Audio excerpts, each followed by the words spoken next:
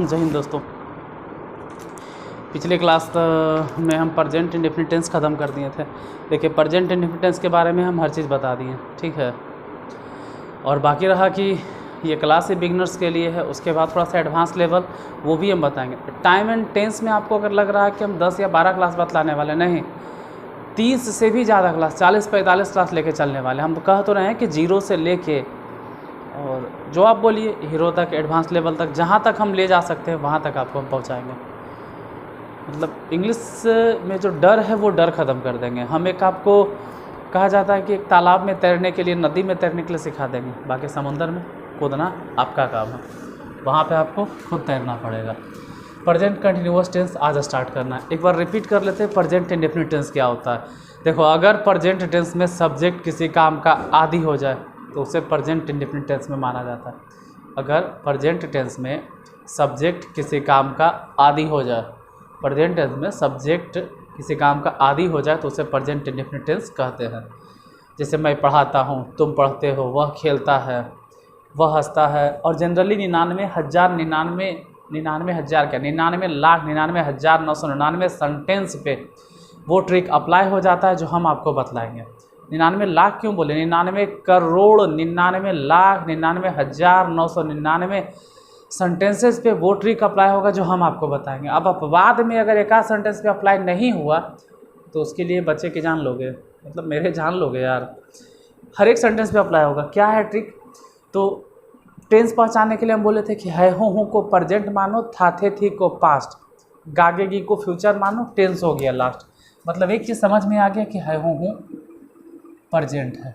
और उसके बाद दूसरा एगो ट्रिक था, ताते ती इंडेफिनिट मानो, रहा रही कंटिन्यूअस। देखो, अगर डायरेक्ट इस क्लास को देख रहे हो तो नहीं समझ में आएगा आपको। इंग्लिश तभी पता चलेगा जब आप शुरू से देखते आ रहे हैं, क्योंकि लैंग्वेज है और लैंग्वेज को हम शुरू से सिखाते आ रहे हैं कि कैसे कैसे सीखना है। और हाँ, अगर क्लास अच्छा लगे तो लाइक कर देना, शेयर करना ना भूलें, और हो सके तो जो नए हैं वो सब्सक्राइब कर लीजिएगा। और नहीं सब्सक्राइब करते हो तो उसके लिए खैर ज़बरदस्ती नहीं बोलेंगे, कहना ही रहता है कि आप सब्सक्राइब कर लीजिए जिससे आपके पास नोटिफिकेशन पहुंच जाए। बाकी तो शेयर लाइक आपका काम है, लाइक तो ज़रूर कर देना। देखो, है और मैं खाता, हम अभी बोले कि है हूँ को प्रेजेंट मानो, है प्रेजेंट। दूसरा एक होता है ताते ती इंडेफिनिट मानो, रहा, तो ताते ती इंडेफिनिट है और ये हर कंडीशन में अप्लाई हो जाएगा। 99.9999% भी सही है। 1% में कुछ सेंटेंसेज है जहाँ पे नहीं अप्लाई होता है। तो मैं खाता हूँ, आई ईट। अब इस तरह से मान लीजिए कि मैं खाता हूँ, आई ईट। अगर रह जाता कि मैं, मान लो सपोज दैट कि मैं खाता हूँ, मैं, और लगा देते नहीं खाता हूँ, तो क्या हो जाता, आई डू नॉट ईट। ये सब बताएं। डू क्यों लगता है सर, ये भी हम बताएं कि क्यों लगता है डू। फिर क्या मैं खाता हूँ, तो बोले थे डू आई ईट, और लास्ट में क्वेश्चन मार्क। क्या मैं नहीं खाता हूँ, डू आई नॉट ईट। फिर टेंस ख़त्म करने के बाद एक अलग से हम सीरीज बना देंगे, अलग से प्लेलिस्ट बना देंगे जिसमें सिर्फ हम ट्रांसलेशन की जानकारी देंगे। अभी थोड़ा सा ट्रांसलेशन और थोड़ा सा ग्रामर को फोकस करते चल रहे हैं। फिर और भी बताए थे कि एक सेंटेंस के बाद, जैसे कि मैं पढ़ना चाहता हूँ, अगर ये सब आपको याद हो तो आई बोले थे चाहता, क्योंकि देखो मेन वर्ब तो यही है कि टेंस डिटरमाइनर यही है जो टेंस को डिसाइड करता है, टाइम को जो डिसाइड करता है। मैं चाहता हूँ, आई वांट, क्या चाहता हूँ, पढ़ना, तो आई वांट टू रीड। ये सब चीज़ें बताए थे। फिर कहे थे कि अगर नो, कभी ऐसा हो जाए नो या लर्न, अगर नो या लर्न आ जाए तो क्या करोगे। जैसे मान लीजिए कि मैं पढ़ना चाहता हूँ न, मैं पढ़ना जानता हूँ, अगर ऐसा आ जाए जानता हूँ तो आई और नो लिखेंगे, और फिर टू रीड नहीं लिखेंगे तो गलती हो जाएगा। फिर लिखना होगा I know how to read, how to read. ये सब चीज़ें बता दी। आज बताना है प्रेजेंट कंटिन्यूअस टेंस। तो ये सब चीज़ों को मिटाते हैं। अगर आप नहीं देखे हैं तो पिछला क्लास देख लीजिए, हम उसका डिस्क्रिप्शन बॉक्स में लिंक डाल देंगे, ठीक है। देखिए प्रेजेंट कंटिन्यूअस क्या होता है, तो सबसे पहले पहचान की बात की जाए, छोड़ो पहचान, डेफिनेशन की बात की जाए। प्रेजेंट मतलब आप समझ रहे हैं अभी, वर्तमान, और कंटिन्यूअस मतलब कंटिन्यू। तो हम कह सकते हैं कि प्रेजेंट टेंस में, देखो प्योर हिंदी में नहीं जाना है कि वर्तमान काल, प्रेजेंट टेंस में यदि कोई काम जारी हो तो उसका अनुवाद या बोलो ट्रांसलेशन, उसका अनुवाद प्रेजेंट कंटिन्यूअस टेंस में ही लिख देते हैं। प्रेजेंट कंटिन्यूअस टेंस में किया जाता है। अब तक आप लोग क्या जान रहे थे? प्रेजेंट की पहचान कैसे होती है भाई? है, हो, हूँ से, ये तो समझ गया। और कंटिन्यूअस की पहचान कैसे होती है? रहा, रही और रहे से। मतलब ये वाला होगा सेंटेंस के लास्ट में। ये जब भी मिलता है ना है, हो, हूँ, तो सेंटेंस के लास्ट में। ये जब भी मिलेगा है, हूँ, सेंटेंस के लास्ट में। और ये जो मिलेगा वो रहेगा वर्ब के साथ में। बस यही पहचान करना है, इस सेंटेंस के लास्ट में और ये वर्ब के साथ में। तो डेफिनेशन तो आप समझ गए। जैसे देखो, हर जगह पहचान नहीं चलता है। अभी आप लोग जानते होंगे कि जिस हिंदी वाक्य के अंत में, अरे यही लिखोगे यार, ये तो डेफिनेशन हो गया। डेफिनेशन को अभी गोली मारो या फिर दूर रखो। आप ऐसे समझिए कि जिस हिंदी वाक्य के अंत में क्रिया के साथ रहा है, रही है, रहे हैं इत्यादि लगा रहे, उसे प्रेजेंट कंटिन्यूअस टेंस कहा जाता है। क्या बोले हम? जिस हिंदी वाक्य के अंत में, जिस हिंदी वाक्य के अंत में क्रिया के साथ रहा है, रही है, रहा है, रही है, रहे हैं इत्यादि लगा रहे, उसे प्रेजेंट कंटिन्यूअस टेंस। यहाँ ध्यान देने वाली बात है। बहुत सारे ऑफलाइन पढ़ाने वाले टीचर को हम देखते हैं, अगर पूछा जाए बच्चे से कि प्रेजेंट कंटिन्यूअस टेंस किसे कहते हैं, बच्चा तुरंत बोलता है जिस हिंदी वाक्य के अंत में क्रिया के साथ रहा है, रही है, रहे हैं इत्यादि लगा रहे, उसे प्रेजेंट कंटिन्यूअस टेंस कहते हैं। बाबू, ये सिर्फ पहचान है, ये डेफिनेशन नहीं है। एक बात याद रखिएगा, ये डेफिनेशन नहीं है। डेफिनेशन क्या है? डेफिनेशन ये है कि प्रेजेंट टेंस में यदि कोई काम जारी हो, प्रेजेंट टेंस में कोई काम कंटिन्यू हो, जैसे हम पढ़ा रहे हैं, या बोलो मैं पढ़ा रहा हूँ, आप पढ़ रहे हैं, अभी काम जारी है। आप वीडियो को देख रहे हैं तो ये काम जारी है। मैं बोल रहा हूँ, काम जारी है। मैं लिख रहा हूँ, मतलब अभी नहीं लिख रहे हैं, लिखूंगा तो बोलूँगा कि मैं लिख रहा हूँ, तो काम जारी है। तो प्रेजेंट टेंस में कोई काम जारी, जैसे हम ही बात करें कि मैं खड़ा हूँ। अब ज़रा सोचो, यहीं पे लिखते हैं भाई, मैं खड़ा हूँ। अगर किसी बच्चे से पूछते हैं कि आपको मास्टर साहब अगर ये डेफिनेशन पढ़ाए हैं, तो उनसे ज़रा पूछिए, या तुम खुद सोचो, उतना भी छोटा बच्चा नहीं हो, कि इसमें कहाँ है रहा रही। मैं खड़ा हूँ में रहा रही कहाँ है? तो एक दिन एक बच्चा जवाब दिया, बहुत पुराना, मतलब पुराना क्या, बहुत दिन हो गया, मतलब कहने वाले थे पुराना स्टूडेंट था वो, बहुत पहले की बात है। उससे जब पूछे कि मैं खड़ा हूँ, उस समय हम पहली बार ऑफलाइन पढ़ाने गए थे, 2013 की बात है, 13 के आसपास की। तो बच्चा बोलता है मैं खड़ा हूँ, प्रेजेंट कंटिन्यूअस टेंस है सर। बोल तो दिया हम, सही, कोई दिक्कत नहीं। कहे कैसे हो? तो कहा हाँ, जिस हिंदी वाक्य के अंत में क्रिया के साथ रहा है, रही है, रहे हैं लगा रहे, उसे प्रेजेंट कंटिन्यूअस टेंस कहा जाता है। देखो बाबू, ये सिर्फ पहचान है, this is not a definition of present continuous tense. जो हम लिखे हैं ये है प्रेजेंट कंटिन्यूअस टेंस का डेफिनेशन, कि प्रेजेंट टेंस में कोई काम जारी हो। और हमको समझा भी रहा था, देखिए सर, खड़ा, खड़ा, ड़ा है ने, तो रहा रही रहे या खड़ा रहे। ड़ा है ने, ड़ा बोलने में और रहा बोलने में एक जैसा लगता है, खड़ा और र वाला भाव आता है, अरे जबरदस्ती, तो फिर हम बोल देंगे कि मैं बैठा हूँ। अब क्या बोलोगे? तो रहा है सर, अठा है सर, यहाँ रहा है वहाँ ठा है, तो मिलता तो है, रहा आ इठा नहीं यार। देखो मैं बैठा हूँ वो भी कंटिन्यू है। जैसे मान लीजिए कि हम अगर कुर्सी पे बैठे हुए हैं, आप अगर हमसे पूछते हैं तो हम यही बोलेंगे मैं बैठा हूँ, और काम भी कंटिन्यू है। तो मैं बैठा हूँ वहाँ पर ट्रांजेक्शन होगा आई एम सिटिंग। अब दिमाग पे जोर डालो कि मैं बैठा हूँ, इसमें रहा रही नहीं है, फिर भी वो कंटिन्यू है।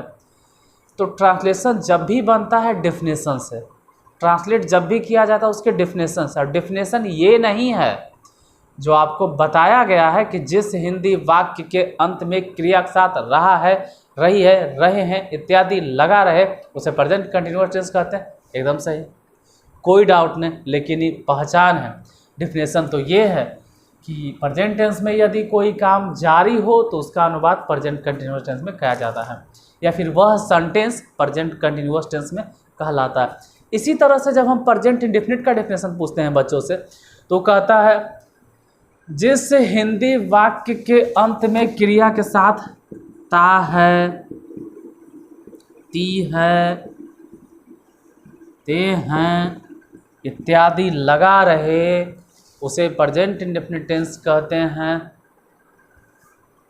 अफसोस होता है ऐसे बच्चों को देखकर और ऐसे ऐसे शिक्षकों के बारे में जानकर कि आप ये डेफिनेशन बता रहे हैं। कम से कम साफ साफ आप बोल दीजिए कि किताब में देखो बाबू लिखल है पहचान, वहाँ परिभाषा नहीं लिखा हुआ। और अगर कोई किताब वाले ये इसका परिभाषा लिखते हैं कि ये परिभाषा है, तो किताब गलत लिख रहा है। आप कहिएगा आप किताब से भी बढ़ के, हम किताब से बढ़ के नहीं हैं। आप कहिएगा तो हम आपको 10 किताब दिखा सकते हैं कभी ऑफलाइन अगर आप हमसे मिले तो, जिसमें डेफिनेशन ये नहीं है, ये साफ साफ पहचान है कि जिस हिंदी वाक्य के अंत में एक चीज़ नीचे तक दिख रहा है, इता है, ती है, ते है लगा रहे, उसे प्रेजेंट कंटिन्यूअस टेंस में कहा जाता है। पहचान है। डेफिनेशन तो ये है कि जब सब्जेक्ट प्रेजेंट टेंस में किसी काम का आदि हो जाए।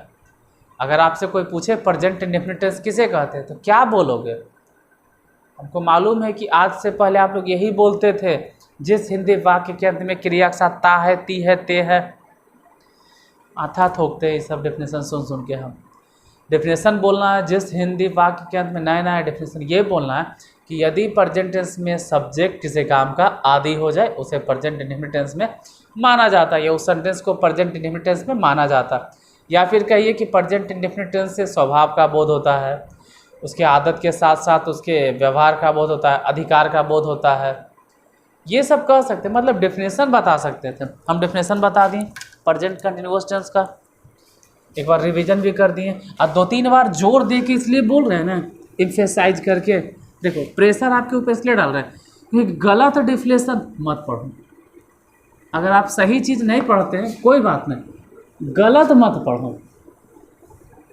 कहा जाता है something is better than nothing, तो something is better than nothing का मतलब क्या हो गया कि अगर भूख लगल है तो जहर हम खा लेंगे। भूख लगल है ना सर, कुछ खाना चाहिए, जहर खा लेते, अरे वो तो और मर जाओगे। प्यास लगा हुआ है तो पानी पिएंगे, पानी जैसा कोई चीज़ पिएंगे कि जहर पी लेंगे। जो अनयूजुअल है या फिर हमारे लिए हानिकारक है उसको क्यों पढ़ेंगे? गलत चीज़ हम क्यों पढ़ेंगे? कहा जाता है कुछ तो पढ़ना चाहिए ना सर, कुछ तो पढ़ेंगे। तो क्या दिन रात हम गाली पढ़ेंगे लिखा हुआ चीज़, या कुछ वैसा पढ़ेंगे जो हमारे लिए ज़रूरत नहीं है, एकदम आलतू फालतू है, वैसा चीज़ भी नहीं पढ़ना। उसी तरह से प्रेजेंट कंटिन्यूअस टेंस जो आप डेफिनेशन समझ के पढ़ते हो गलत है। पढ़ते सही है, वो गलत है कि आप गलत चीज़ पढ़ते हैं। उसको डेफिनेशन बोल के जो पढ़ते हैं वो गलत है। पहचान देख लिए, डेफिनेशन देख लिए। स्ट्रक्चर की बात करें तो सिंपल सी बात है कि सब्जेक्ट होगा, और पहचान क्या देखें? प्रेजेंट मतलब आप जानते हैं कि है, हो, हूँ। अब कंटिन्यूअस का मतलब जानते हैं रहा, रही, रहे। यानी ये बताए हैं सर, एकदम बताए हैं। अगर आपको याद हो तो हम कहते हैं ता, ते, ती, ताते ती इंडेफिनिट मानो, ताते ती इंडेफिनिट मानो, रहा, रही कंटिन्यूअस। अगर डेली देखते हो तो आपको मालूम होगा कि बतावल है, और चुका चुकी को परफेक्ट मानो, और लगातार परफेक्ट कंटिन्यूअस, बस। और टेंस तो जानवे करते हैं, है तो अभी प्रेजेंटे चल रहा है, तो रहा रही होने के वजह से आपको subject plus is am are देना पड़ेगा। अब वर्ब में ध्यान रहे कि आईएनजी जोड़ना पड़ेगा। जैसे ही आईएनजी जोड़ देते हैं, इसी को तो कहा जाता है V4। बाकी वही है ऑब्जेक्ट 1, ऑब्जेक्ट 2 और अदर वर्ड, मतलब इनडायरेक्ट ऑब्जेक्ट, डायरेक्ट ऑब्जेक्ट और अदर वर्ड। इसको कहा जाता है कि ये अफर्मेटिव है। ये क्या है? अफर्मेटिव है। अफर्मेटिव, देखो असर्टिव नहीं बोलना है, क्योंकि असर्टिव सेंटेंस क्या होता है? असर्टिव सेंटेंस किसे कहते हैं? असर्टिव सेंटेंस की सबसे बड़ा पहचान है कि उसमें सब्जेक्ट होना चाहिए और वर्ब होना चाहिए। चिंता मत करो, हम टाइप्स ऑफ सेंटेंस जब पढ़ाएंगे तो पूरा डिटेल से बताने वाले हैं, एक एक चीज़ बतलाने वाले हैं कि सेंटेंस कितने प्रकार के हैं। लेकिन अभी तो फिलहाल पढ़ा नहीं रहे हैं, तो वहाँ भटकाएंगे नहीं। हम इतना बता देते कि असर्टिव सेंटेंस 2 तरह के होता है। असर्टिव सेंटेंस की पहचान कैसे होता है सर? तो सब्जेक्ट रहेगा और मेन वर्ब रहेगा। जैसे मैं बोलता हूँ, असर्टिव सेंटेंस। मैं खेलता हूँ, असर्टिव सेंटेंस। मैं जा रहा हूँ, असर्टिव। मैं क्या, तुम खेल रहे हो, असर्टिव। यहाँ तक कि यह कलम है, असर्टिव सेंटेंस। वह पंखा है, असर्टिव सेंटेंस। मेरे पास घोड़ा, असर्टिव सेंटेंस। मतलब मेरे पास घोड़ा है, आई सब्जेक्ट और है वर्ब हो गया। यह कलम है तो दिस हो गया सब्जेक्ट और इज हो गया वर्ब। अगर किसी सेंटेंस में सब्जेक्ट है और वर्ब है तो गारंटी है कि वह असर्टिव सेंटेंस है, फिक्स हो जाता है। तो यहाँ पे सब्जेक्ट और ये अफर्मेटिव बोल रहे हैं, असर्टिव नहीं बोल रहे हैं। ये कहेंगे कि अफर्मेटिव है सब। देखो अफर्मेटिव है और एक होता है नेगेटिव। अफर्मेटिव नेगेटिव, ये दोनों दो भाई, और दोनों के जब बाबूजी होते हैं ना, ये दोनों के जो पिताजी हुए, ये दोनों के जो गार्जियन है, वो दोनों के गार्जियन है असर्टिव। मतलब असर्टिव बोलने से ये नहीं क्लियर होता है, असर्टिव के 2 बेटा है, वो अफर्मेटिव है, वो नेगेटिव। नेगेटिव में क्या करना है? पहले सब्जेक्ट, फिर is am are, is am are, और फिर नॉट, और फिर V4 मैंने समझ गए ना कि V1 में आईएनजी जोड़ दीजिए। ऑब्जेक्ट 1, ऑब्जेक्ट 2 और अदर वर्ड। इंट्रोगेटिव रह गया तब तक, तो इंट्रोगेटिव तो अपने आप में इंट्रोगेटिव है। इंट्रोगेटिव तो अपने आप में इंट्रोगेटिव। हाँ, इंट्रोगेटिव में भी 2 तरह के इंट्रोगेटिव है। अभी हम नहीं बताए हैं, हम तो खुद गच रहे हैं कि अभी नहीं बताए, हम खुद एक्सेप्ट कर रहे हैं। एक होता है इंट्रोगेटिव सिंपल, उसमें बोला जाता है कि पहले आप इज एम आर दीजिए और फिर सब्जेक्ट दीजिए। नॉर्मली क्या होता है कि सबसे पहले हम लोग सब्जेक्ट बैठाते हैं और बाद में एक्जुलरी वर्ब बैठाते हैं। लेकिन इंट्रोगेटिव में जहाँ पूछा जाता है, जैसे क्या पढ़ रहे हैं, आप क्या पढ़ रहे हैं, आप क्यों पढ़ रहे हैं, क्या आप जा रहे हैं, क्या आप आ रहे हैं, मतलब पूछ रहे हैं। अगर हम उससे सवाल पूछ रहे हैं तो इंट्रोगेटिव सेंटेंस है। कुछ भी पूछ रहे हैं, क्या आप नाचते हैं, क्या आप खेलते हैं, क्या आप बोल रहे हैं, आप क्या बोल रहे हैं, आप क्यों बोल रहे हैं, आप कहाँ जा रहे थे, आप कहाँ से आए। अगर कोई भी सवाल हम पूछते हैं, इंट्रोगेटिव सेंटेंस है। इंट्रोगेटिव 2 तरह का होता है, सेंटेंस में बताएंगे। ये हो गया yes no, is am are plus subject. Interrogative में एक बात याद रखना है कि इज एम आर, चाहे वो कौनो इंट्रोगेटिव रहे, कोई भी इंट्रोगेटिव रहे, उसको पहले ही देना, बाद में सब्जेक्ट, और फिर V4 दे दो, फिर V4 दे दो, फिर वही ऑब्जेक्ट 1, ऑब्जेक्ट 2 और अदर वर्ड। इसमें भी ऑब्जेक्ट 1, ऑब्जेक्ट 2 और अदर वर्ड। हाँ, ये WH वर्ड है, तो सबसे पहले तो आपको WH वर्ड ही देना होगा। इसका स्क्रीनशॉट ले लीजिए। नोट की ज़रूरत पड़ गया शब्द, अगर नोट की ज़रूरत पड़ गया तो देखो इज एम आर दे देवे किए, मतलब इसको कहा जाता है एक्सुलरी वर्ब। ये सब्जेक्ट है, तो नोट यही चाहता है कि हमको एक्सुलरी वर्ब दो और सब्जेक्ट दो, और जब दोनों यूज हो गया है तो तुरंत बैठा दो किसको? नॉट। यहाँ पे देखो इज एम आर है और सब्जेक्ट है, तुरंत बैठा दो किसको? नॉट। नॉट सिर्फ यही चाहता है कि एक्सुलरी वर्ब हो और सब्जेक्ट हो। नॉट ये नहीं कहता है कि पहले सब्जेक्ट हो या पहले एक्सुलरी वर्ब, अरे दोनों हो। आप सब्जेक्ट को पहले बैठाइए या एक्सुलरी वर्ब को, आई डोंट केयर, हमको कोई फ़र्क नहीं पड़ता है। जैसे यहीं पे देखो सब्जेक्ट है, इज एम आर है, तब ने नॉट का इस्तेमाल हुआ, तो ये समझ गए। अब कुछ सेंटेंसेस देख लेते हैं, ठीक है, कुछ सेंटेंस को देख लिया जाए। बस प्रेजेंट कंटिन्यूअस टेंस में कुछ खास नहीं है। प्रेजेंट कंटिन्यूअस टेंस 10 मिनट का चीज़ था, हो गया ख़त्म। और देखिए पूरा टेंस ख़त्म करने के बाद स्टूडेंट का डिमांड रहता है कि एक वीडियो में पूरा बता दीजिए। देखिए पूरा टेंस ख़त्म कर देंगे, फिर एक वीडियो में पूरा टेंस के हम धज्जी उड़ा देंगे, तब शुरू से लेकर अंत तक बता देंगे। लेकिन अभी पहले एक एक करके सीखिए।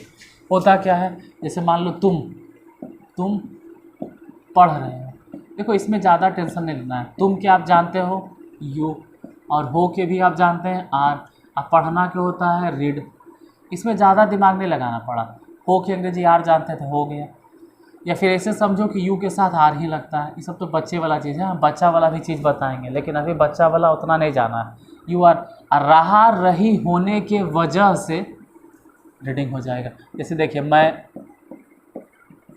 पढ़ा रहा हूँ, मेन फोकस इसी पे करना है कि पहले मैं आई, फिर हूँ के एम, फिर पढ़ाना के टीच।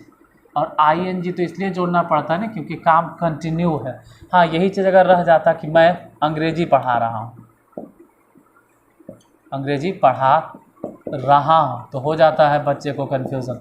अब क्या करें, अरे कुछ नहीं करना है, आई दो, एम दो, और फिर काम आप क्या कर रहे हैं, आप कौन सा काम कर रहे हैं, पढ़ाना तो टीचिंग।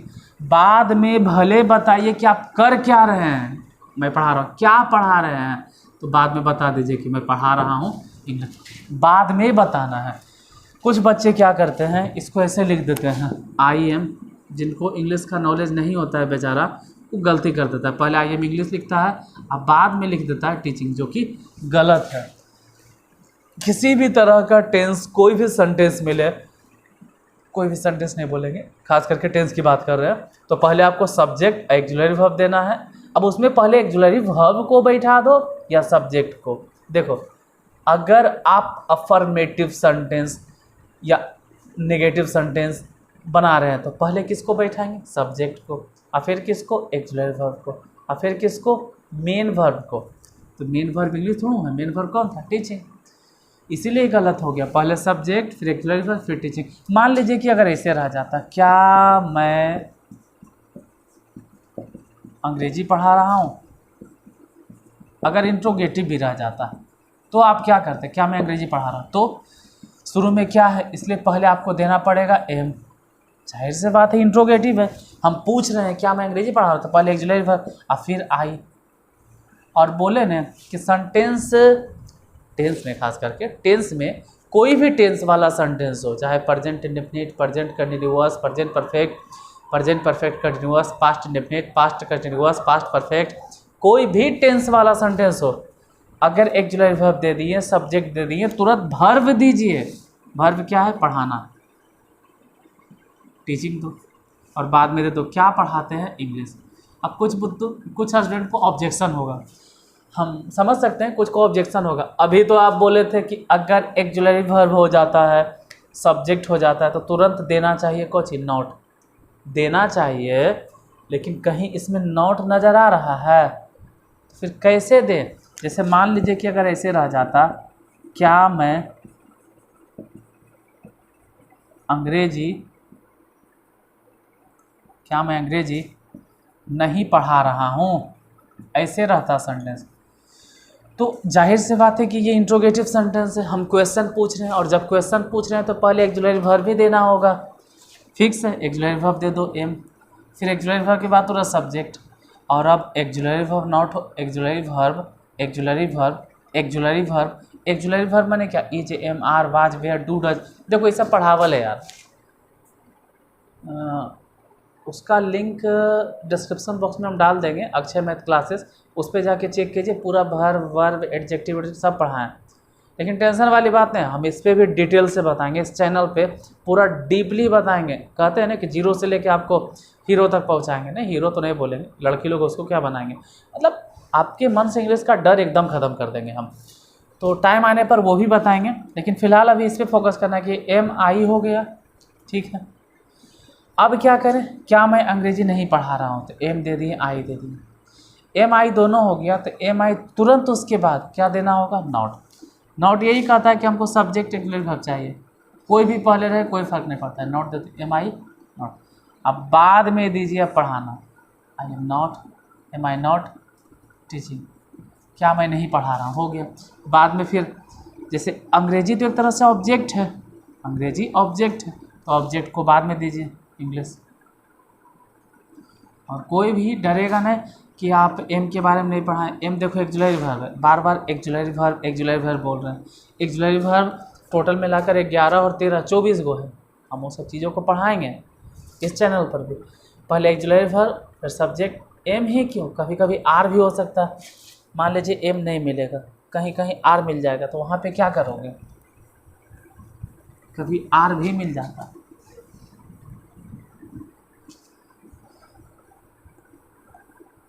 ये तो मैं चल रहा था, मान लीजिए कि वह जा रहा है, वह जा रहा है, तो क्या करोगे, ही और इज तो दोगे, इज एम आर का है क्योंकि रहा रही है, ही इज, और जाना के गो, आई एन जी लगा दिए, इसलिए क्योंकि रहा रही है। अगर मान लेते कि वह खेलने जा रहा है,